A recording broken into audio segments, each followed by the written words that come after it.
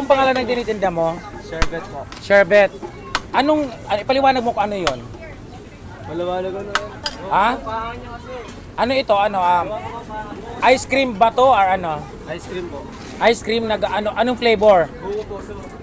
Buko. Oo. So, mula kayo ng umaga dahil mainit ka, nakailang ano ka na? Nakailang ganito ka na? Ano pangatlo na po? Nakatatlo ka na ng ganito? Maliit lang ba? Bakit madaling maubos? Summer talaga po, mabilis lang. Mabinta pag summer. Hindi ba dahil sa nagtitinda pag gwapo, mabili? Matik na yan, syempre. Matik yung gano'n.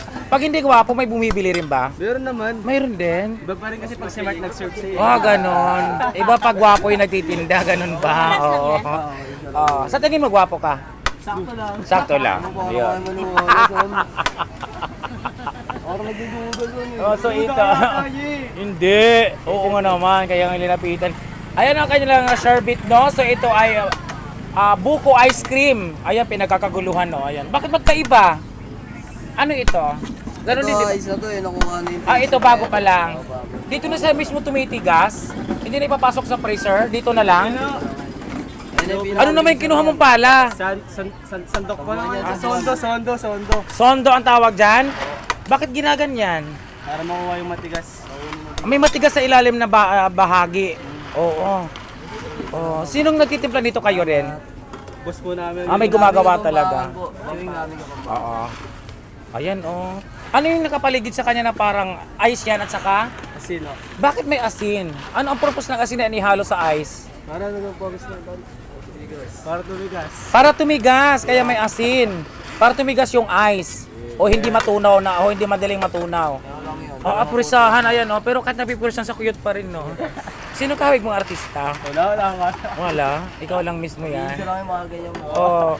Honestly, pogi yung batang ito. Ayan, shout out kay Chris Brown. Mas gwapo ito sa'yo. Ayan, Mas gwapo ito kay Chris Brown na ganito rin ang paninda, di ba? Isa lang. Mas gwapo to. Anong masasabi mo kay Chris Brown na sumikat sa social media na dahil lamang sa ganitong paninda? Deserve na talaga yun eh. Deserve niya? Ikaw pa hindi mo deserve na sumikat? Okay lang ganito. Ano lang, ambol lang. Okay lang sa'yo. Ano ba yung pangalan mo? Anong palayaw? Anong bansag sa'yo? Anong tawag sa'yo ng mga customer mo? Mark lang eh. Mark lang talaga. So si Mark, no? Mark ng Quiapo, no? The Sherbet Boy. Ayan, gwapo nga naman, ayan, Ano yan sa isang... Anong mayroon sa ilalim? Bakit matigas? Hindi naman ito freezer, di ba? Ice lang yung nasa ilalim. Magaling, no? Timplado na yan. Ititinda mo na lang.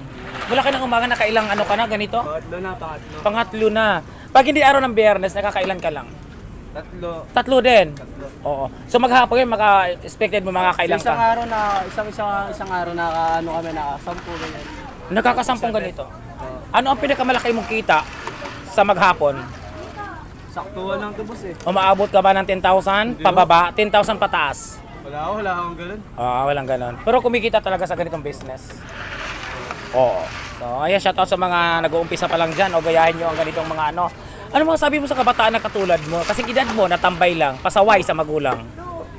Mas sabi ko sa kanya lang kung di mo kikayusan, wala mangyayari sa atin.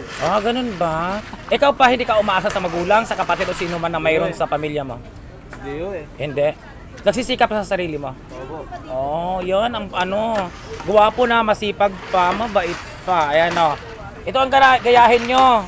Kayo dyan, mga tambay lang, puro kayo mga di ba? Ito masipag, pugi pa. Ayan. Tapos na. Thank you so much, ha.